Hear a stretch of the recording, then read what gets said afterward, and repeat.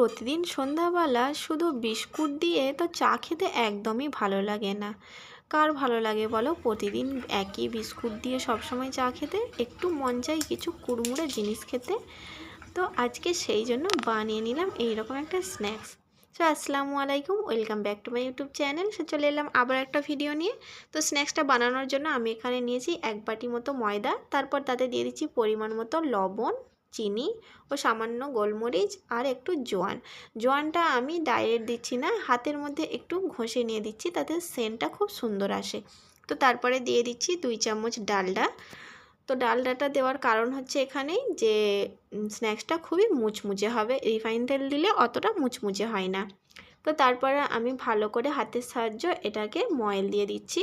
তো ভালো করে চেপে চেপে ময়েল দেওয়ার পরে হাতের মধ্যে নিয়ে এরকম নাড়ু পাকিয়ে দেখবে, যদি নাড়ুটা হয়ে যায় তাহলে ভাবে ময়েলটা দেওয়া হয়ে গেছে। তো তারপরে আমি অল্প অল্প পানি দিয়ে ময়দাটার একটা ডো বানিয়ে নিচ্ছি। ডোটা খুব নরম করব না, খুব নরম করলে তাহলে স্ন্যাক্সগুলো ভালো হবে না, তাই একটু শক্তভাবে ডোটা বানিয়ে নেব। দেখো ময়দাটা আমার একটা ডো বানিয়ে নিয়েছি, এইটা এবার আমি 5 মিনিটের জন্য ঢাকা দিয়ে রেখে দিচ্ছি।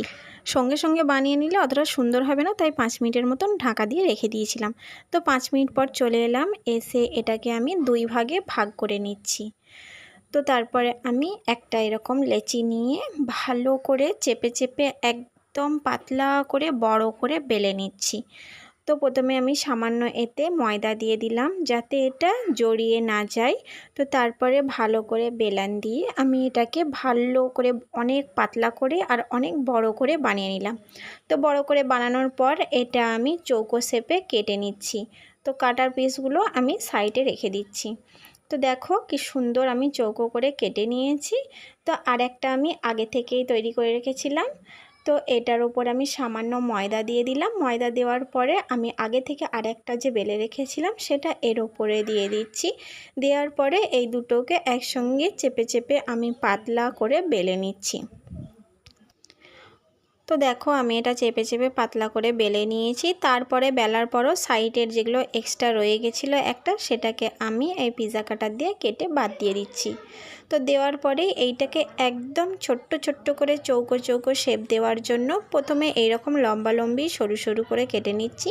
তারপরে ওই সাইড থেকে আবার সরু সরু করে কেটে আমি চৌকো শেপ দিয়ে দিলাম। তারপরে এক টুকরো আমি তুলে নিয়ে দেখো কিভাবে স্ন্যাক্সটা বানাচ্ছি। 2 কোণা নিয়ে একসঙ্গে চিপে দিলাম, তারপরে পাশের দুটো যে রয়ে গেছিলো সেই দুটোকে ধরে এক সাইডে চিপে দিলাম।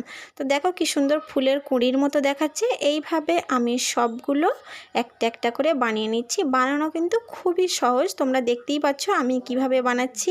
হাতের মধ্যে এক কোণা চেপে আর এক কোণা চেপে দিলেই হয়ে যাবে এইরকম সুন্দর স্ন্যাক্স। তো দেখো স্ন্যাক্সগুলো আমার সবই রেডি করা হয়ে গেছে। এবার আমি গ্যাসটা জ্বালিয়ে তার মধ্যে বসিয়ে দিলাম একটা কড়াইয়ের মধ্যে দিয়ে দেবো পরিমাণ মতো তেল।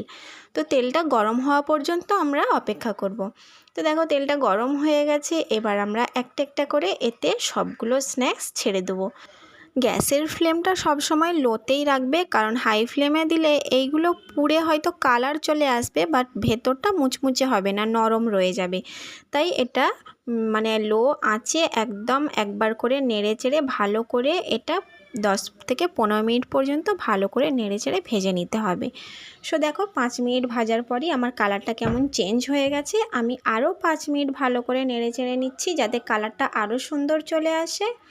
তো তারপর দেখো 10 মিনিট পর দেখছি আমার স্ন্যাক্সের কালারগুলো এই রকম চলে এসেছে, আর একটু নেড়ে চেড়ে নিচ্ছি ভালো করে।